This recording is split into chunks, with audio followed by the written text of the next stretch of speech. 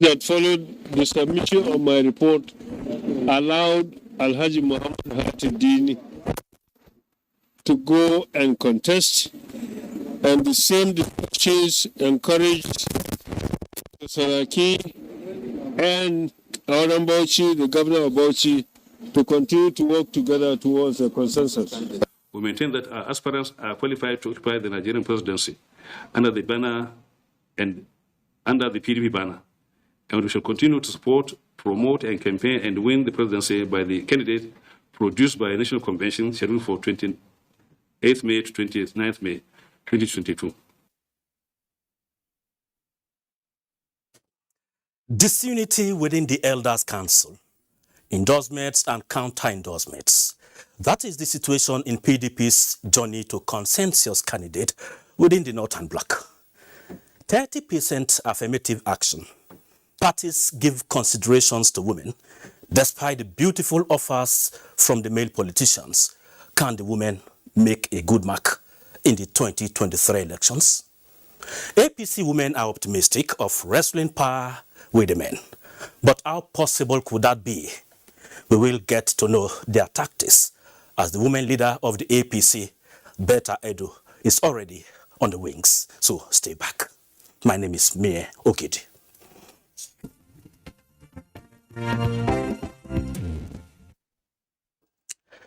The controversy generated by the emergence of the former president of the Senate, Bukola Saraki, and the governor of Bauchi State, Senator Bala Mohammed, as their PDP consensus candidates for the North is not over yet, as PDP stakeholders from 19 northern states and the Federal Capital Territory distance themselves from the said agreement.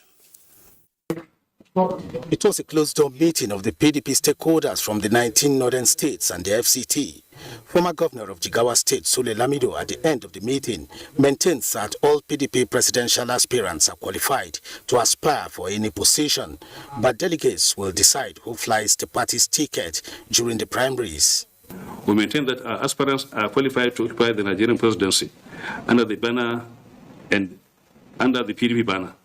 And we shall continue to support, promote, and campaign and win the presidency by the candidate produced by a national convention scheduled for 28th May to 29th May 2022. We appeal to all aspirants to be more temperate in their utterances and work to promote harmony and better understanding within the PDP family. The aspirants have informed us that they are discussing among themselves. They are consulting other senior citizens in order to create a better understanding and unity among themselves. Their ultimate objective is to build a national consensus that will produce a national candidate for the party. We urge them to keep up with this commendable effort. The communique signed by former Vice Chancellor of the Ahmadu Bello University, Professor Ango Abdullahi, had last week noted that PDP leaders from the North have shortlisted former President of the Senate, Dr. Bukola Saraki, and Governor of Bauchi State, Bala Mohammed, as their consensus candidates for the party's primaries.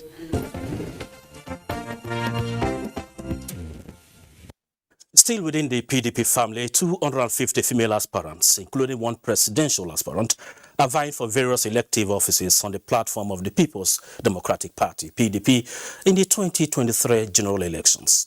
As the date for the party primaries gets closer, the national women leader of the party is interacting with all female aspirants to secure enviable elective positions in the general elections through cooperation. Esther Pog in the race among the 250 female aspirants on the PDP platform participating at this interactive meeting holding at the National Secretariat of the party, Abuja.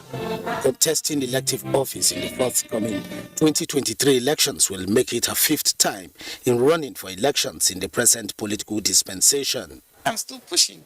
I believe this time around, the men themselves, in fact, most of my constituents are weeping a lot of sympathy on the fact that I should be given an opportunity. Yes, she has tried 4 times. This is the 5th time. Maybe she actually has something she can offer. So I think I might be able to make it this time around. I know I'm going to emerge. PDP National Woman Leader Professor Stella Efa Ato noted that this interactive meeting is to acquaint aspirants with the details of the primary election scheduled for May this year. We want to identify at the end of the day how many women will come out as candidates for the various positions after the primaries in May. Past national woman leaders enjoined the aspirants to work in synergy with party members from the ward to the state level in their efforts to clinch the party's ticket during the primary election. The women in APC are not also resting on their oars, as the National Working Committee of the APC says women remain strategic partners in their task to positively changing the narrative in the country. Newly elected women leaders of the party have commenced strategic planning in this regard. The new leadership of the APC has identified women as a critical organ and is showing willingness to harness numerical strength of women to encourage their participation in politics. Strategic engagement with frontline women politicians such as these is the planning process towards the objective. Women are determined to work with one another. Women are determined to support one another, to support our brand new national woman leader as she struggles with all the strategic partners. This is a program where we are charging women to go and begin the door-to-door mobilization for voters registration, which would be ending in June. Beyond that, we'll also go ahead in future times to carry out the door-to-door mobilization. We have the zonal and the state women leaders here who will take the message back to the grassroots and then implement what they have taken from here back to the grassroots, and it's going to go back to the ward and then the units levels. To the participants, the event is timely and worthy. APC has strategically planned how it's going to carry the women right from the bottom to the top. This training is preparing us towards a progression. We're going to educate them on how to call women to come and register for their voters card. All zonal and the 36 state women leaders, including FCT, attended the meeting.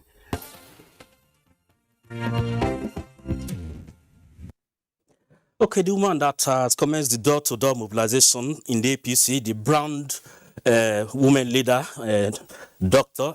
she is a medical doctor, Dr. Betta Edo, is joining me live in the studio. You're welcome to Political Update. Thank you very much for having me. It seems you are starting this door-to-door mobilization with a man, probably. That is on a lighter note.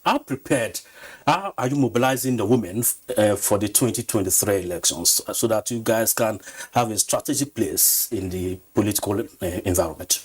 I think one of the very beautiful things that happened to APC this year was the fact that the women were able to come together in a national conference to speak with one voice, saying this is the course we want to chart and this is the way we need to go. And this has been met with a lot of support from the very elderly women to the middle-aged, the young women, all across the country in our party. So first, we started by increasing the number of women registered in our party, and it's a deliberate action at all levels. Secondly, we have been working assiduously to ensure that these women that are registered in the party are actually registered with INEC and they are able to vote, because it's useless or it's not as useful, right, that you're just a woman and you're not able to really exercise your right to vote. It's very important for us to get it right, and we are doing the door-to-door mobilization for that registration. We are actually empowering and really mobilizing women across all the 6 geopolitical zones. Last 3 weeks, we were at Ogun State, where we had over 10,000 women at the stadium. They were being empowered. The governor of Ogun and his wife, working with the minister for women affairs, were all there at the stadium. They were being empowered. Monies were sent to them. And at the same time, we gave them that charge. First, you should support female aspirants. And then secondly, you should come out en masse, vote, follow your votes, protect it until it's announced. Okay, talk of empowerment, because women, especially in PDP and APC, they need a lot of empowerment because the form is for guys with deep pockets. We were told that women will get their form free, but the release from your party is that you guys, the women should buy the expression of interest form. And if, for instance, you have any female that is going for that presidential seat, the expression of interest form is 30 million naira, while nomination is 70 million. Are they really empowered to go for that? Yes, they are. First and foremost, right, the expression of interest form is not the form. You're just expressing that I'm interested in going and for that this. Goes with 30 million naira. So even if you buy the expression of interest and you don't buy the real form, right, you cannot be said to be an aspirant for that position. Now, the actual form that qualifies you to be an aspirant for that position is completely free for women, right? And of course, if you look at the publication that has been made, the one for House of Assembly, the women, instead of paying 1.5 million, would pay nothing for it. Of course, the one which is for the House of Reps, instead of 9 million, they'll pay nothing for it. Same with Senate, same with governorship, same with the presidential form. Expression of interest just shows that commitment that you're ready to run. And we are devising many other strategies to ensure that more female aspirants run. As we speak to you, we are also supporting female aspirants to even come all out for these elections, from the level of form picking to delegates to training, capacity building, all the way down to the main primary selection that will deliver those female aspirants as candidates. Okay, we know the monthly allowance for a president by all standard is just 2.5 million naira. And if, for instance, one is taking 100 million naira to buy a form, and if coincidentally he wins, it means you recover that 100 million naira in about 40 months. And since after the publication, the announcement about the forms by your party, you have been getting reactions. Are you comfortable with the price? Is that not a way of defranchising some people in your party, especially the youth? I think it's more of a way of making it a collective effort rather than a personal effort. So I believe that if you're running for the presidency of Nigeria, you should have at least 100 people that can come out and say, I believe in you. I believe in what you want to do, right? And I can give you 1 million naira. Just 1 million naira. Fundraising kind of. 100 persons come out and say, I believe in you. You have the capacity. You'll be able to lead us. You'll be able to lead this country. I want to be part of that success story. I want to be able to hold you accountable for doing or not doing what you said. And they put in 1 million, just 1 million on the table, right? Of course, if you're going for governorship, it's way less. And then, of course, if you're going for House of Assembly, it's about 2 million naira if you're not a woman. If you're a woman, you just pay 500 naira for the expression of interest. The forms are completely free. So you will tell me that as a woman running for a House of Assembly position, you cannot get even 10 friends that can give you 50,000 naira to buy an expression of interest form. Then of course you don't have that love and support of the people. We want it to be a collective effort beyond an individual. Quite interesting. I wish wishes were horses. Anyway, I just pray that all the parties remain intact till 2023 elections. But report just reaching us says a faction of the All Progressives Grand Alliance, APGA, led by Edozie Njoko, is urging the Independent National Electoral Commission, INEC, to recognize the executives that emerged from the Owerri Convention of May 31st, 2019, which produced Edozie Njoko as APGA National Chairman. This was part of resolutions of the Factional National Working Committee meeting in Abuja. Let's hear from Timothy Yusuf. This faction of APGA, led by Edozie Njoko, explains that the meeting followed the High Court ruling in his favor. There were two rulings.